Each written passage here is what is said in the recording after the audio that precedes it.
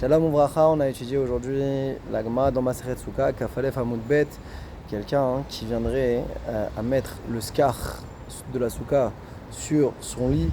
Alors on parle ici d'un lit qui est complet avec les trois dofanotes, les trois parois, Machloket entre Tanakama et Rabbi Yehuda. D'après Tanakama, la Souka elle est kshera.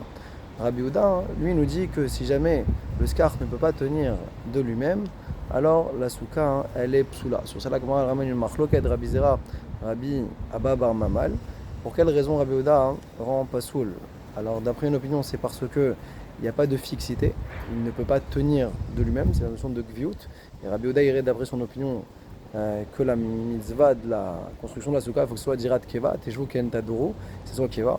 D'après l'autre opinion, c'est parce que le scar, il repose sur davar amekabel touma, et les deux conditions à respecter, c'est que ce soit davar qui soit talouche, le scar doit être détaché du sol, et également pas davar amekabel touma. Et donc ça, ce serait l'opinion d'après un autre Amora.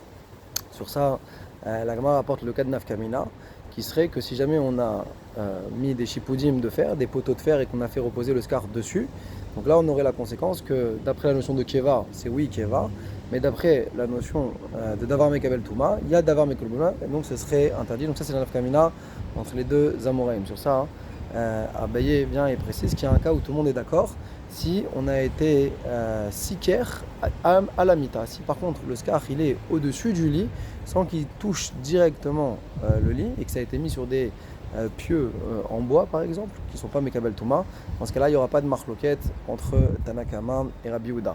On a vu la Gemara dans le Yerushalmi qui vient et qui nous dit que réellement le psoul de Rabbi Yehuda, il n'est pas par rapport aux théamim qui ont été apportés d'avoir Mekabel Touma, mais réellement par rapport au fait qu'il n'y avait pas la hauteur de Asarat Fahim entre le lit, le sol du lit donc, et le scar.